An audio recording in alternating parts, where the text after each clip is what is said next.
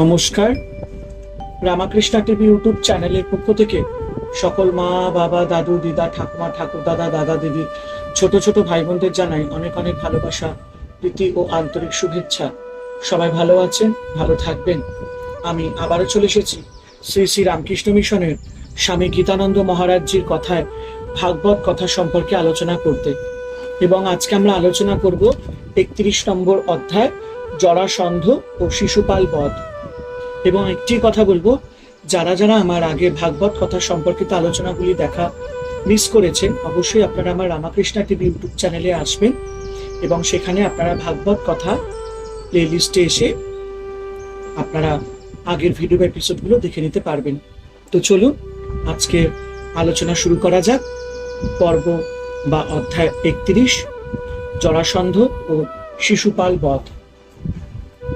কংসের মৃত্যুর পর ভগবান শ্রীকৃষ্ণ রাজ্য পালনের সমস্ত সুব্যবস্থা করলেন। আত্মীয় স্বজনেরা যারা কংসের অত্যাচারে মথুরা ছেড়ে অন্যত্র গিয়ে বসবাস করেছিলেন, তাদের সকলকে আবার মথুরায় এনে তাদের ঋত সম্পত্তি ফিরিয়ে দিলেন। এদিকে কংসের দুই পত্নী কংসের মৃত্যুতে কাতর হয়ে পিতা জরাসন্ধের কাছে গিয়ে কৃষ্ণের সম্বন্ধে অনেকটা উল্টো পাল্টা বললেন। জরাসন্ধ তখন জামাতার মৃত্যুতে অত্যন্ত দুঃখিত এবং ভয়ঙ্কর ক্রুদ্ধ হয়ে পৃথিবী যাদব শূন্য করার জন্য বদ্ধপরিকর হলেন। জরাসন্ধ 23 অক্ষয়িনী সৈন্য নিয়ে যাদবদের রাজধানী মথুরা আক্রমণ করলেন। কুরুক্ষেত্রের যুদ্ধে দুই পক্ষে মোট 18 অক্ষৌহিনী সৈন্য ছিল। সুতরাং বোঝা যাচ্ছে কি বিরাট সৈন্য নিয়ে জরাসন্ধ মথুরা আক্রমণ করেছিলেন। এই বিশাল শত্রু সৈন্য দেখে কৃষ্ণ ভাবলেন, সাধুদের রক্ষা এবং ধরণীর ভার স্বরূপ দুরাত্মাদের বিনাশের জন্যই তার অবতরণ।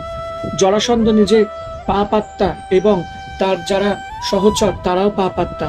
সুতরাং জরাসন্ধের এই বিরাট সৈন্যদলকে ধ্বংস করলে ধরণীর ভার কিছুটা লাঘব হবে। এই ভেবে কৃষ্ণ ও বলরাম অল্প কিছু সৈন্য নিয়ে জরাসন্ধের সম্মুখীন হলেন। কৃষ্ণকে দেখে জরাসন্ধ বললেন, হে পুরুষোত্তম কৃষ্ণ, তুই বালক মাত্র, তোর সাথে যুদ্ধ করতে আমার লজ্জা হচ্ছে। তুই মন্দমতি লুকিয়ে থাকিস, তার উপর তোর মাতুলকে তুই বধ করেছিস। সুতরাং তোর সঙ্গে আমি যুদ্ধ করব না, আমার সামনে থেকে তুই দূর হ। জরাসন্ধ কৃষ্ণকে গালি দিয়েছেন, কিন্তু টিকাকারেরা জরাসন্ধের কথার দ্বিতীয় অর্থে বের করে দেখিয়েছেন যে কৃষ্ণের সম্বন্ধে জরাসন্ধ যা যা বলেছেন তা সবই সত্য। জরাসন্ধ কৃষ্ণকে পুরুষাধম বলেছেন। পুরুষাধম শব্দের অর্থ হলো যার থেকে সকলেই অধম, যিনি কারোর থেকেই নিকৃষ্ট নন, তিনিই পুরুষাধম অর্থাৎ পুরুষোত্তম। জরাসন্ধ কৃষ্ণকে বলছেন, বন্ধু হন মাতুল হস্তা, মাফ করবেন, বন্ধু হন মাতুল হন্তা, যে বন্ধন করে সে বন্ধু। অবিদ্যা মানুষকে বন্ধন করে, সুতরাং অবিদ্যাকে যিনি বধ করেন তিনি বন্ধু হন, অর্থাৎ অবিদ্যা নিরসনকারী। জরাসন্ধ কৃষ্ণকে মন্দ বলেছেন। এইটিতে আনন্দ, মাফ করবেন, এইটিকে অমন্দ পাঠ করা যায়, তখন অর্থ হবে উত্তম। জরাসন্ধ আরো বললেন, তুই লুকিয়ে থাকিস, অন্য অর্থে তুমি অন্তর্যামী রূপে সকলের হৃদয় গুপ্তভাবে রয়েছ, সুতরাং তোর সাথে যুদ্ধ করব না। জরাসন্ধ তখন বলরামকে সম্বোধন করে বললেন, হে বলরাম, তোমার যদি ইচ্ছা হয় তবে আমার সঙ্গে যুদ্ধ করো। দেখো, ভয় পালিয়ে যেও না। আমার বাণে তোমার দেহ ছিন্ন ভিন্ন হলে তুমি মৃত্যু বরণ করবে, অথবা তোমারই হাতে আমার মৃত্যু হবে। দুই দলে তখন ভীষণ যুদ্ধ হলো।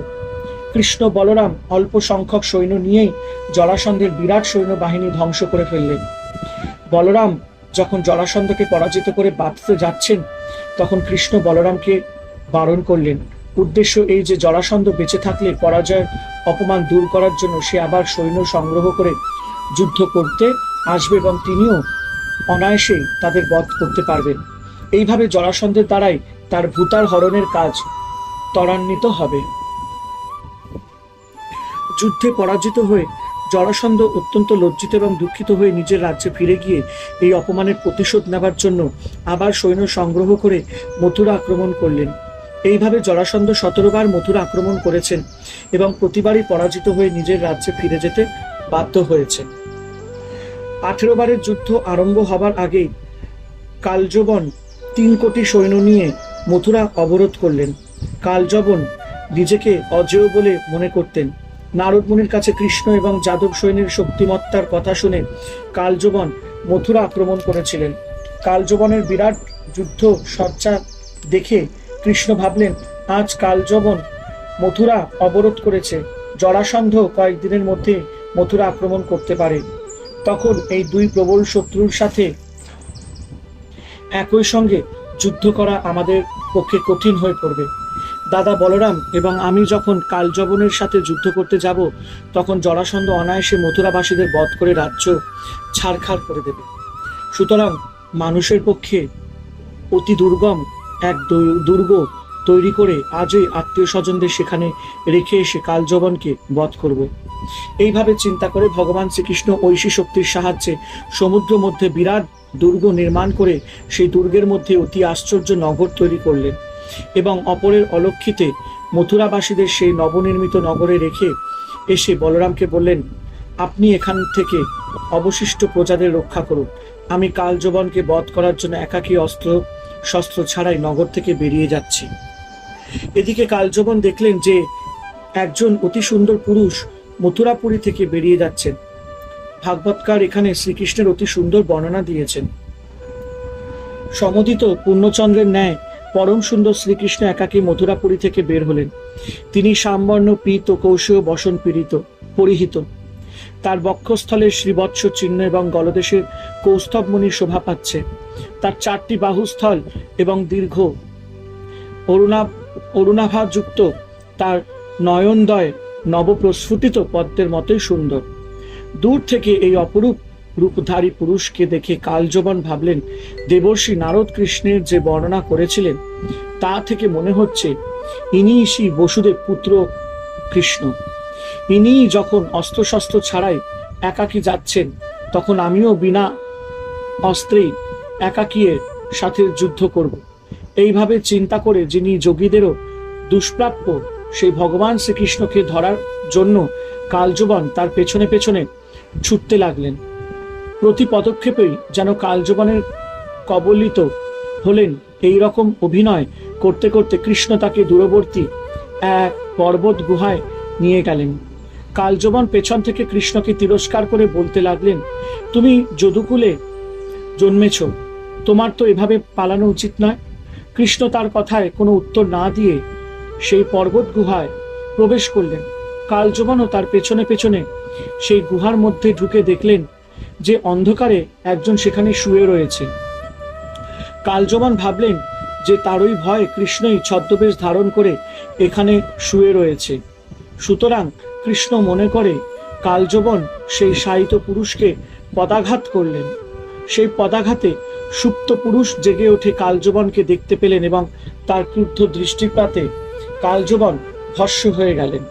পরীক্ষিতের প্রশ্নের উত্তরে সুখদেব বললেন যে ওই নিদ্রিত পুরুষের নাম মুচুকুন্দ।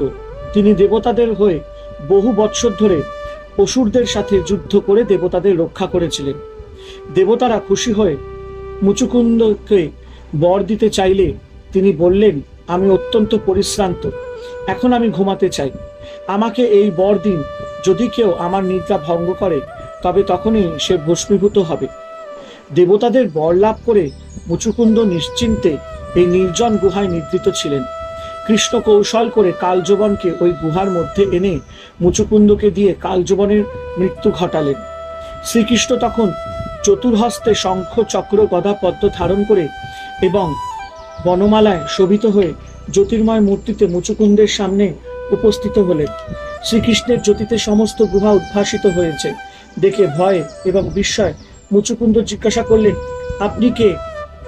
কণ্টকাকীর্ণ জঙ্গলের মধ্যে অবস্থিত এই পর্বত গুহায় উপস্থিত হয়ে আপনার সুকমল চরণ কমলের দ্বারা চারিদিকে ঘুরে বেড়াচ্ছেন? আপনি কি তেজস্বীগণের তেজ কিংবা অগ্নিদেবতা, অথবা আপনি কি চন্দ্র সূর্য মহেন্দ্র কিংবা অন্য কোনো লোকপাল?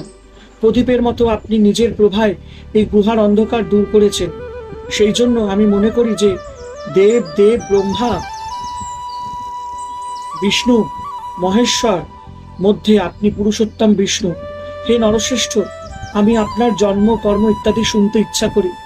কৃপা করে আপনি নিজের বিষয় আমায় সবিশেষ বলুন।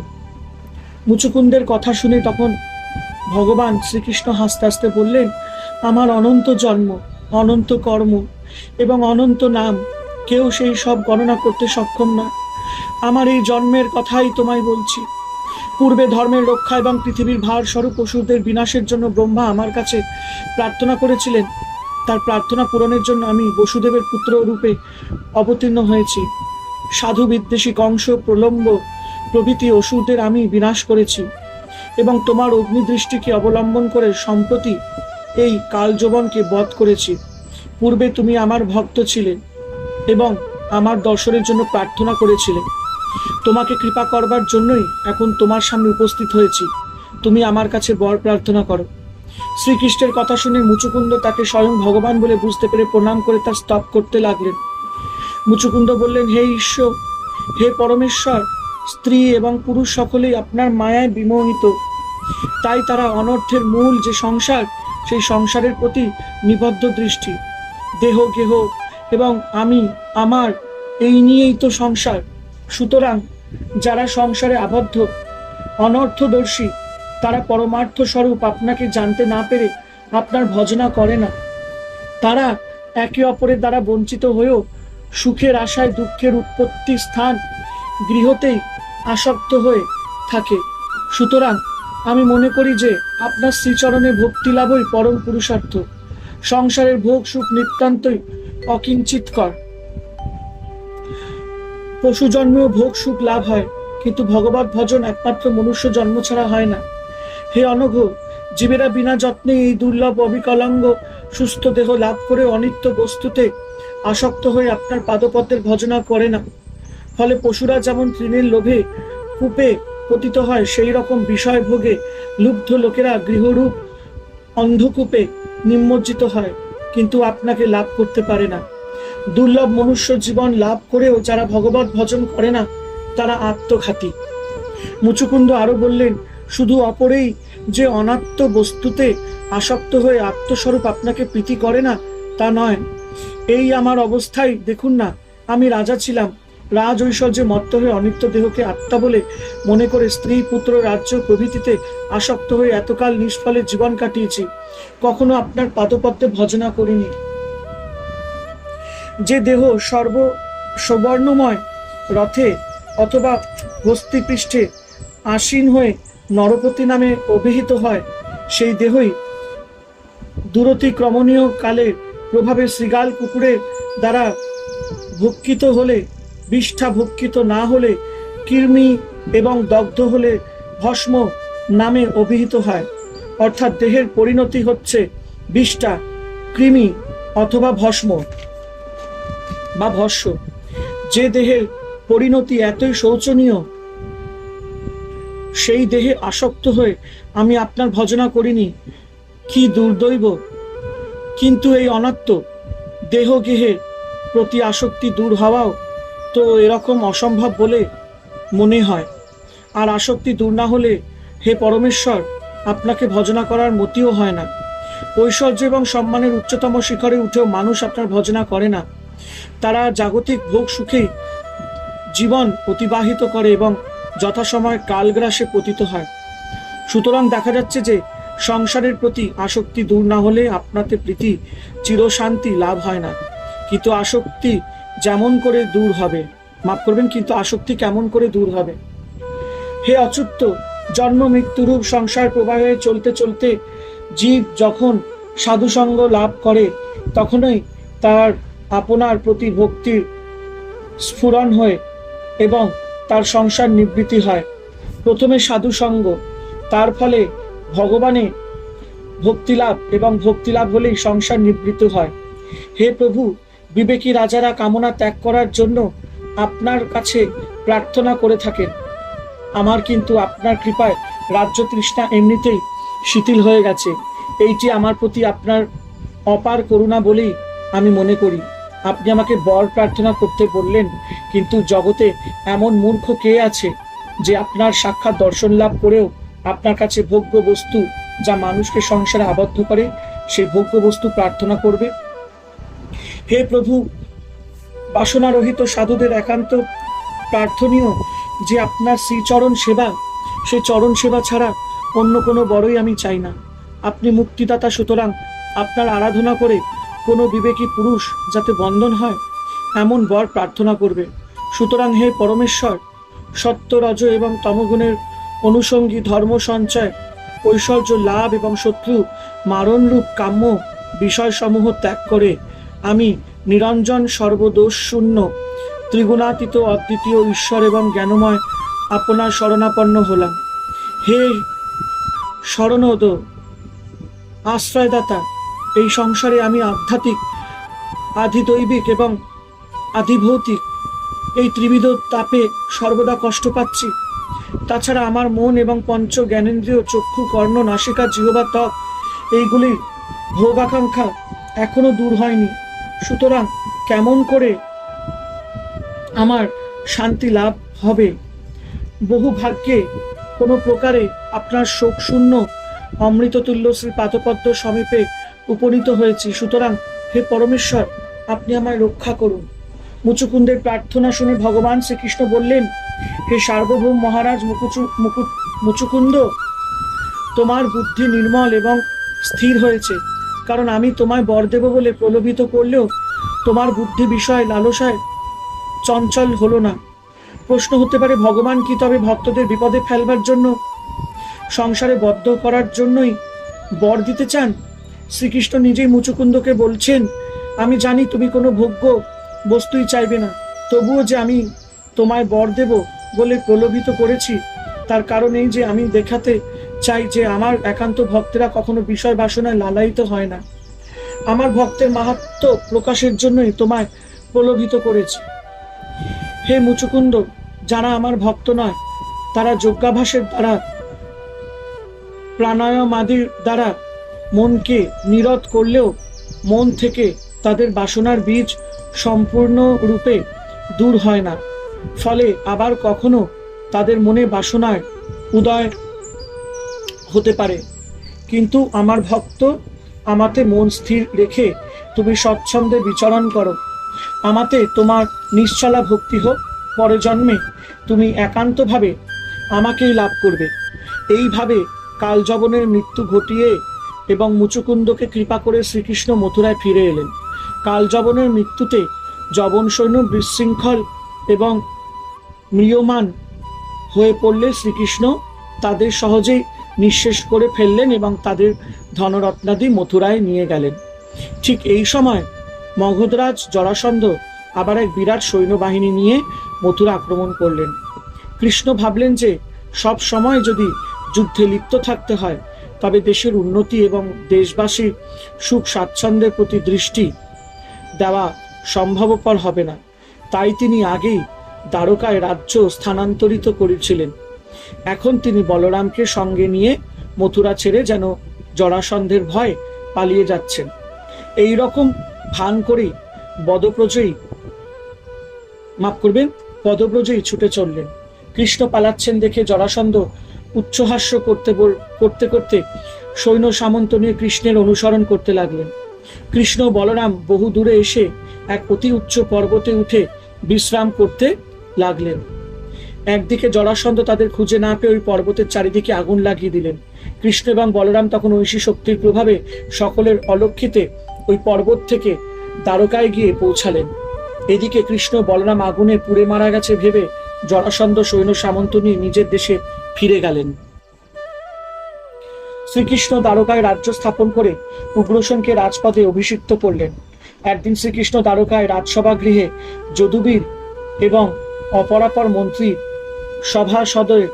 সভাসদদের নিয়ে রাজকার্য পরিচালনা করেছিলেন। এমন সময় শ্রীকৃষ্ণের দর্শন প্রার্থী হয়ে একজন দূত সেখানে এসে উপস্থিত হলেন। সেই দূত শ্রীকৃষ্ণকে বললে, জরাসন্ধ দিগ্বিজয় করবার সময় 20,000 রাজাকে গিরিদুর্গে বন্দী করে রেখেছে। এখানে রাজা মানে জমিদার বলেই মনে হয়। সেই বন্দী রাজাদের হয়ে দূত এসেছে শ্রীকৃষ্ণের কাছে তাদের দুঃখের কথা নিবেদন করতে। রাজাদের বার্তা দূত নিবেদন করল। হে কৃষ্ণ, হে অপরিমেয় পরমাত্মক শ্রীকৃষ্ণ, হে শরণাগতের ভয়াহারী, মাফ করবেন, আমরা ভেদদর্শী সমত্ববোধ আমাদের নেই। যারা সত্যস্বরূপ একমাত্র আপনাকে না দেখে জগতের বিষয়ে মনোনিবেশ করে, তারাই বারবার জন্ম মৃত্যুর কবলে পতিত হয়। সুতরাং সংসার ভয় ভীত হয়ে আমরা আপনার শরণাপন্ন হলাম। যতদিন পর্যন্ত জীব কাম্য এবং নিষিদ্ধ কর্ম করতে থাকে কিন্তু আপনার ভজনা করে না, ততদিন পর্যন্ত তারা বারবার সংসার চক্রে আবর্তিত হতে থাকে। হে পরমেশ্বর, আপনি জগতের কর্তা। সাধুদের রক্ষা এবং দুষ্কৃতকারীদের বিনাশের জন্য আপনি বলরামের সাথে অবতীর্ণ হয়েছেন। তবুও দেখতে পাচ্ছি যে জরাসন্ধ প্রভৃতিরা অন্যায় করেও শাস্তি পাচ্ছে না। আবার যারা ন্যায়নিষ্ঠ তারা আপনার দ্বারা রক্ষিত হয়েও নিজেদের কর্মফলের জন্য দুঃখ ভোগ করছেন। এর কারণ আমরা বুঝতে পারি না। হে প্রভু, জরাসন্ধ আমাদের কারারুদ্ধ করে রেখেছে, ফলে আমরা অত্যন্ত কষ্ট ভোগ করছি। কিন্তু তবুও জানি যে এই কষ্টভোগ আমাদেরই পূর্ব কর্মের ফল। রাজারা যে রাজ্যসুখ ভোগ করে তা ক্ষণস্থায়ী, সুতরাং আমরা রাজ্যসুখ চাই না। আপনার নিষ্কাম ভক্তেরা আপনার কাছে যা প্রার্থনা করেন, আমরাও আপনার কাছে সেই ভক্তি ধনই প্রার্থনা করি। আপনার শ্রীচরণ প্রণত জনের দুঃখ দূর করে আমরা আপনার ভক্ত, আপনার শরণাগত। আপনি আমাদের এই জরাসন্ধ রূপী কর্মপাশ থেকে মুক্ত করুন। এইভাবে রাজাদের আরতি জানিয়ে দূত বললেন, হে প্রভু কৃষ্ণ, জরাসন্ধ কর্তৃক অবরুদ্ধ রাজারা আপনার দর্শনাকাঙ্ক্ষী হয়ে আপনার শ্রীপদে শরণ নিয়েছেন। আপনি তাদের মঙ্গল বিধান করুন। দূত যখন রাজসভায় এসে সব কথা বলছিল, সেই সময় দেবর্ষি নারদ এসে সেখানে উপস্থিত হয়ে বললেন, হে সর্বব্যাপী শ্রীকৃষ্ণ, আপনি বিশ্বের সৃষ্টিকর্তা, আপনি ব্রহ্মারও নিয়ন্তা। মহারাজ যুধিষ্ঠির আপনাকে অর্চনা করার জন্যই রাজসূয় যজ্ঞ করার ইচ্ছা করেছেন। সেই যজ্ঞে আপনাকে দর্শন করার আশায় দেবতারা এবং মহাপরাক্রমী রাজারা সব আসবেন। হে পরমেশ্বর, ব্রহ্মময় পুরুষের নামগুণ কীর্তন শ্রবণ এবং ধ্যানের ফলে চণ্ডালেরাও প্রবৃত্ত হয়ে যায়। আপনি সাক্ষাৎ পরব্রহ্ম, সুতরাং আপনার দর্শন স্পর্শে যে দেবতারাও পবিত্র হবেন, এতে আর বলার কি আছে। আপনাকে দর্শন করে রাজসূয় যজ্ঞে আমন্ত্রিত এবং অংশগ্রহণকারী সকলে পবিত্র হবে। সুতরাং মহারাজ যুধিষ্ঠিরের এই রাজসূয় যজ্ঞ আপনি অনুমোদন করুন। নারদের কথা শুনে শ্রীকৃষ্ণ হাসতে হাসতে উদ্ধবকে বললেন, হে উদ্ধব, তুমি আমাদের বন্ধু এবং মহামন্ত্রী। মন্ত্রণা বিষয়ে তুমি অত্যন্ত বিচক্ষণ এবং অভিজ্ঞ। উপস্থিত এই দুইটি বিষয়, জরাসন্ধ কর্তৃক নিগৃহ রাজাদের মুক্তি প্রদান এবং যুধিষ্ঠিরের রাজসূয় যজ্ঞে উপস্থিত থাকা, এই দুইটি কর্তব্য কিভাবে সম্পন্ন করা উচিত তা আমাদের বলো। উদ্ধব বললেন, হে দেব, মহামুনি নারদ বললেন, আমার পিসি কুন্তির পুত্র যুধিষ্ঠির রাজসূয় যজ্ঞ করার ইচ্ছা করে আপনার সাহায্য প্রার্থনা করেছে। আপনার এতে সাহায্য করা উচিত। আর কারারুদ্ধ রাজাদের কথা দূত যা বললে, সেই শরণাগত রাজাদের রক্ষা করাও আপনার কর্তব্য। যুধিষ্ঠিরের রাজসূয় যজ্ঞ সম্পন্ন করার উদ্দেশ্য দিগ্বিজয়ের জন্য জরাসন্ধকে বধ করলে আর্ত রাজাদেরও প্রার্থনা পূর্ণ হবে। সৈন্য নিয়ে যুদ্ধ করে জরাসন্ধকে পরাজিত করা সম্ভব নয়, কারণ তার সত্য অক্ষয়িনী সৈন্য রয়েছে।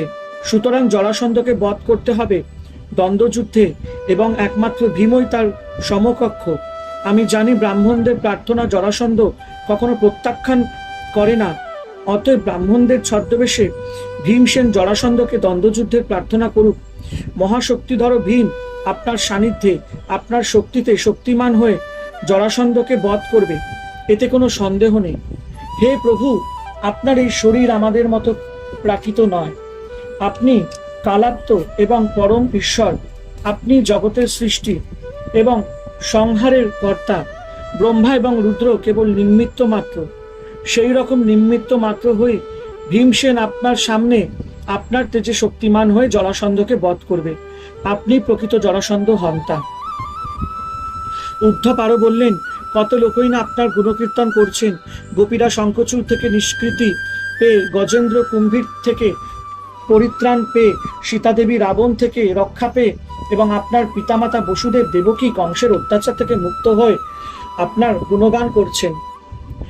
এখন জরাসন্ধকে বধ করে রাজাদের কারামুক্ত করলে আপনার শরণাগত রাজারা এবং রাজমহিষীরাও আপনার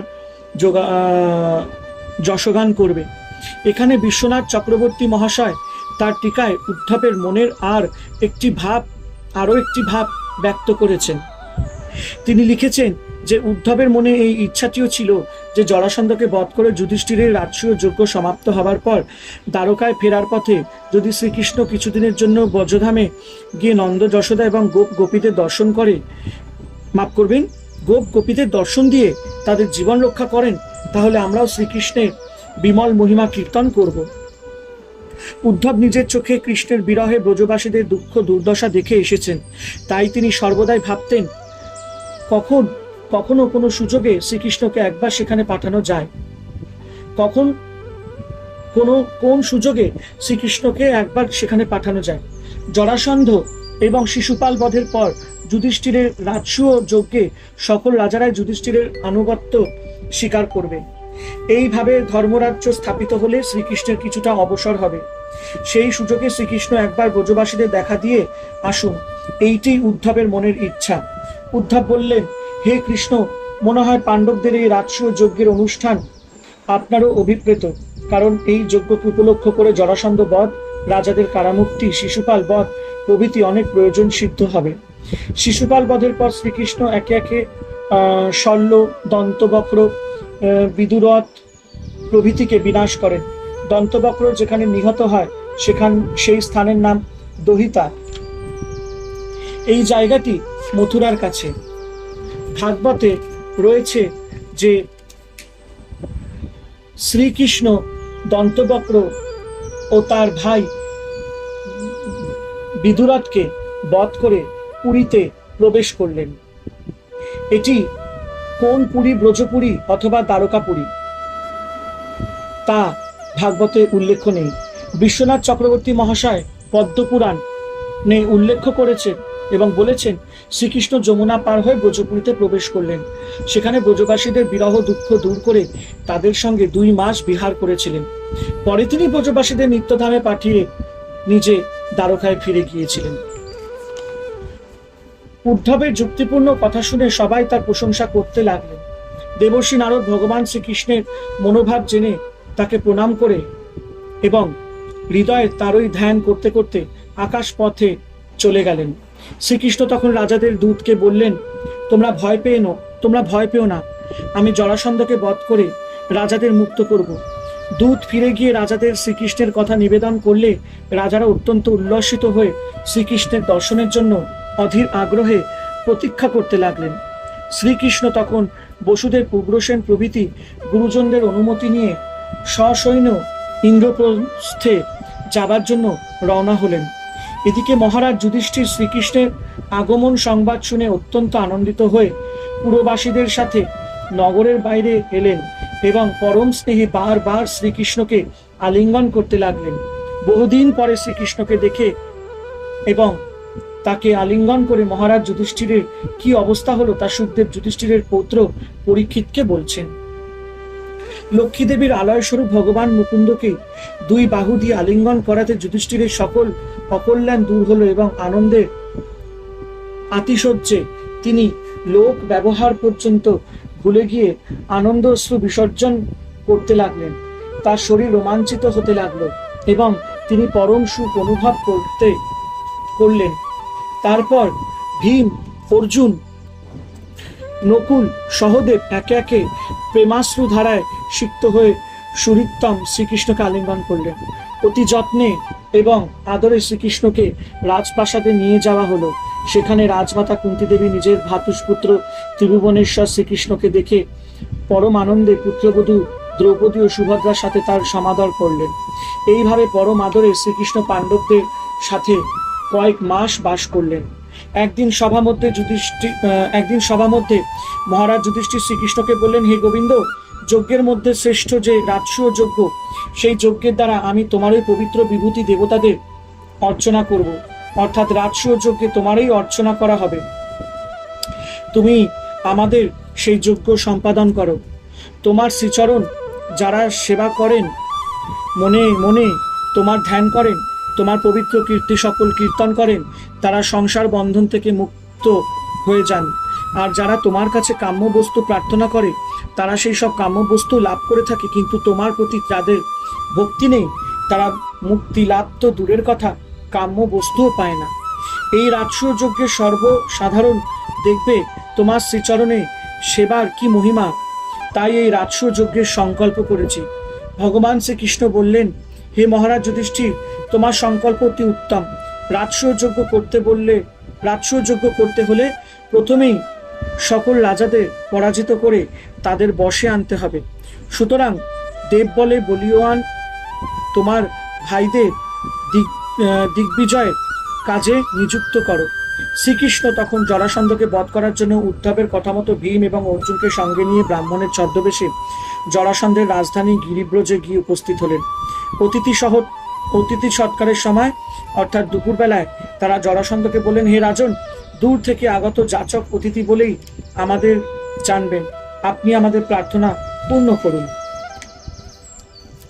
তিতিক্ষু তারা সহিষ্ণু, তাদের কাছে দুঃসহ কি থাকতে পারে? যারা অসাধু তাদের কাছে কুকার্য বলে কি কিছু হতে পারে? যারা দানশীল তাদের কাছে অদেয় কি থাকতে পারে? যারা সমদর্শী তাদের আবার পর কে হতে পারে? আপনি দানশীল, আপনার আদেয় কিছুই নেই, সুতরাং আপনি আমাদের প্রার্থনা পূরণ করুন। শ্রীকৃষ্ণ, ভীম এবং অর্জুনের আকৃতি এবং কথা বলার ধরন দেখে জরাসন্ধ তাদের ক্ষত্রিয় বলে বুঝতে পারলেন, কিন্তু কোথায় যে তাদের দেখেছেন তা মনে করতে পারলেন না। জরাসন্ধ ভাবলেন, এরা যেই হোক, ব্রাহ্মণের বেশে যখন আমার কাছে প্রার্থী হয়ে এসেছে, তখন এদের প্রার্থনা আমি অবশ্যই পূর্ণ করব। এই ভেবে উদারমতি জরাসন্ধ বললেন, হে বিপ্রগণ, আপনাদের অভিলষিত বস্তু প্রার্থনা করুন। আপনারা যদি আমার মস্তক প্রার্থনা করেন জানবেন, তাও আমি আপনাদের দান করব। শ্রীকৃষ্ণ বললেন, হে রাজেন্দ্র, আমরা ক্ষত্রিয় যুদ্ধাকাঙ্ক্ষী হয়ে এখানে এসেছি, আপনি আমাদের সাথে দ্বন্দ্বযুদ্ধ করুন, এই আমাদের প্রার্থনা, অন্য কোনো কামনা আমাদের নেই। শ্রীকৃষ্ণ এবার নিজের পরিচয় দিয়ে বলছেন, ইনি কুন্তিপুত্র ভীমসেন, আর এরই কনিষ্ঠা ভ্রাতা হচ্ছেন এই অর্জুন। আমাকে এদের মাতুল পুত্র এবং আপনার শত্রু কৃষ্ণ বলে জানবেন। শ্রীকৃষ্ণের কথা শুনে জরাসন্ধ অত্যন্ত ক্রুদ্ধ হলেন বটে, কিন্তু উচ্চ ভাষ্য করে বললেন, তোমরা অত্যন্ত মূঢ়, নইলে যাচক হয়ে এসে আমার সাথে দ্বন্দ্বযুদ্ধ প্রার্থনা করো। বেশ, তোমাদের সাথেই আমি দ্বন্দ্বযুদ্ধই করব। হে কৃষ্ণ, তোমায় এখন আমি চিনেছি, তুমি ভীরু, যুদ্ধে বিহ্বল হয়ে পড়ো। আমার ভয় তুমি মথুরা ছেড়ে সাগর পারে গিয়ে আশ্রয় নিয়েছ, সুতরাং তোমার সাথে আমি যুদ্ধ করতে চাই না। আর এই অর্জুন তো দেখেছি ছেলে মানুষ, তেমন বলবানও নয়, সুতরাং আমার সাথে যুদ্ধ করার উপযুক্ত নয়। দেখতে পাচ্ছি একমাত্র ভীমই আমার সমান বলবান, সুতরাং ভীমের সাথেই আমি যুদ্ধ করব। জরাসন্ধ তখন ভীমকে এক বিলাস গদা দিয়ে নিজে আর এক গদা নিয়ে তুমুল যুদ্ধ আরম্ভ করলেন। দুইজনেই সমান বলবান এবং গদা যুদ্ধে দুইজনেই ওস্তাদ, সুতরাং কেউ কাউকে হারাতে পারছেন না। দিনের বেলায় দুইজনে যুদ্ধ করেন এবং রাত্রিতে তারা বন্ধুভাবে অবস্থান করেন। এইভাবে 27 দিন কেটে গেল। একদিন ভীম শ্রীকৃষ্ণকে বললেন, হে মাধব, যুদ্ধে তো আমি জরাসন্ধকে কিছুতেই পরাজিত করতে পারছি না, এখন কি উপায় হবে? শ্রীকৃষ্ণ তখন নিজের তেজে ভীমসেনকে শক্তিশালী করে একটি বৃক্ষ শাখা বিদারণ করে জরাসন্ধকে বধ করবার উপায় দেখিয়ে দিলেন। ভীম তখন শ্রীকৃষ্ণকে সংকেত বুঝতে পেরে জরাসন্ধকে মাটিতে ফেলে তার এক পা নিজের পা দিয়ে চেপে ধরে দুই হাত জরাসন্ধের অপর পা ধরে তার দেহকে দুই ভাগে চিরে ফেললেন। জরাসন্ধের মৃত্যুর পর শ্রীকৃষ্ণ তার পুত্রকে সিংহাসনে অভিষিক্ত করে জরাসন্ধ কর্তৃক অবরুদ্ধ রাজাদের মুক্ত করলেন। রাজারা দীর্ঘদিন ধরে গিরি দুর্গে বন্দী ছিলেন। ফলে তাদের পোশাকাদি অত্যন্ত মলিন হয়েছিল এবং তারা ক্ষুধায় অত্যন্ত কাতর ছিলেন। এই অবস্থায় কারামুক্ত হয়ে তারা শঙ্খ চক্র গদা পদ্মধারী বনমালায় ভূষিত পরম পুরুষ শ্রীকৃষ্ণকে দেখে অত্যন্ত আনন্দিত হলেন। তারা তখন যেন দুই চোখ দিয়ে শ্রীকৃষ্ণের রূপসুধা পান করতে লাগলেন। কৃষ্ণ দর্শনের আনন্দে রাজাদের অবরোধ জনিত দুঃখের নিরসন হলো এবং তারা সর্বপাপ থেকে মুক্ত হয়ে করজোড়ে ঋষিকেশের স্তব করতে লাগলেন। হে পরমেশ্বর, হে শরণাগতের দুঃখহারী, হে অবিনাশী, আমরা আপনাকে প্রণাম করি। হে কৃষ্ণ, আমরা আপনার শরণাগত। ঐহিক এবং পরলৌকিক বিষয় আমাদের বিরাগ জন্মেছে। আপনি এই ঘোর সংসার থেকে আমাদের মুক্ত করুন। রাজারা রাজ্য এবং ঐশ্বর্য মদে মত্ত হয়ে অনিত্য ভোগসুখই জীবন অতিবাহিত করে। তারা নিত্যবস্তু আপনার খোঁজও করে না। জরাসন্ধ আমাদের রাজ্যচ্যুত করে বন্দি করে রেখেছিল, তারই ফলে আমরা আপনার শরণাগত হতে পেরেছি। সুতরাং জরাসন্ধ আমাদের পরম উপকারই করেছে। হে বিভো, সতত ক্ষীয়মান এবং বহু রোগের উৎপত্তি স্থান এই দেহের দ্বারা আমরা আর ক্ষণস্থায়ী রাজ্যসুখ ভোগ করতে চাই না, বরং এই দেহ দ্বারা আপনার আরাধনা করাকেই শ্রেষ্ঠ বলে মনে করি। মৃত্যুর পর আমরা স্বর্গলোক কামনা করি না।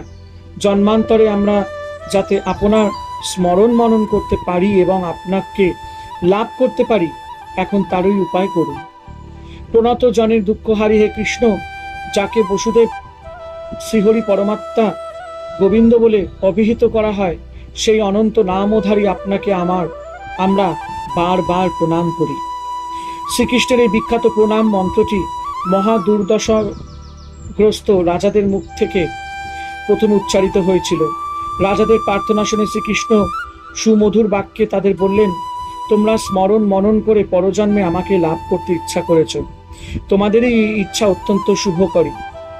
আমার অনুগ্রহে তোমরা অনন্তকালে বিষয় বাসনা রহিত হয়ে আমাতে মন সমাহিত করে পরব্রহ্ম স্বরূপ আমাকেই লাভ করবে। এইভাবে শ্রীকৃষ্ণ ভীমসেনকে দিয়ে জরাসন্ধকে বধ করিয়ে এবং কারারুদ্ধ রাজাদের মুক্ত করে ভীমার্জুনকে নিয়ে ইন্দ্রপ্রস্থে ফিরে গেলেন। জরাসন্ধ বধের বিবরণ শুনে মহারাজ যুধিষ্ঠির আনন্দাশ্রু বিসর্জন করতে লাগলেন। কৃষ্ণের প্রতি উচ্ছ্বাসিত স্নেহে তিনি কোনো কথাই বলতে পারলেন না। জরাসন্ধ বধের পর যুধিষ্ঠির রাজসূয় যজ্ঞের আর কোনো বাধাই রইল না। কৃষ্ণের অনুমতি নিয়ে যুধিষ্ঠির রাজসূয় যজ্ঞের ব্যবস্থা করতে লাগলেন। রাজসূয় যজ্ঞে ভীমসেন পাকশালার অধ্যক্ষ পদে, দুর্যোধন ধনাধ্যক্ষ পদে, সহদেব পূজন কার্যে, নকুল নানাবিধ দ্রব্য সংগ্রহে, অর্জুন সজ্জনের শুশ্রূষায়, কৃষ্ণ পাদ প্রক্ষালনে, দ্রৌপদী পরিবেশনে, কর্ণদানে নিযুক্ত হলেন। যজ্ঞ শেষে শ্রেষ্ঠ অর্ঘ্য কাকে দেওয়া হবে এই নিয়ে আলোচনা হলো। সহদেব বললেন, যদুশ্রেষ্ঠ ভগবান শ্রীকৃষ্ণই এই শ্রেষ্ঠ অর্ঘ্য পাবার যোগ্যতম ব্যক্তি। তিনিই সকলের পূজনীয় ভগবান। শ্রীকৃষ্ণ অদ্বিতীয়, তার চেয়ে বড় কিংবা তার সমানও কেউ নেই। তিনি জন্মরহিত, তিনিই জগতের সৃষ্টি পালন এবং সংহার করছেন। সুতরাং উপস্থিত হে সভাসদগণ, আপনারা সর্বাত্মক কৃষ্ণকেই এই শ্রেষ্ঠ অর্ঘ্য প্রদান করুন। সহদেবের কথা শুনে ধর্মনিষ্ঠ রাজারা এবং মহাত্মারা সকলেই সাধু সাধু বলে অনুমোদন করলেন। যুধিষ্ঠির তখন পরম আনন্দে ভগবান শ্রীকৃষ্ণের পাদপূজা করে সেই অর্ঘ্য তাকে প্রদান করলেন। যজ্ঞে উপস্থিত লোকেরা প্রায় সকলেই তখন শ্রীকৃষ্ণের জয়ধ্বনি করতে লাগলেন। ভগবান শ্রীকৃষ্ণের গুণগান এবং তার জয়ধ্বনি শুনে শিশুপাল অত্যন্ত ক্রুদ্ধ হয়ে সভার মধ্যে দুই হাত তুলে শ্রীকৃষ্ণের প্রতি কটূক্তি করতে লাগলেন। শিশুপালের কটূক্তি এবং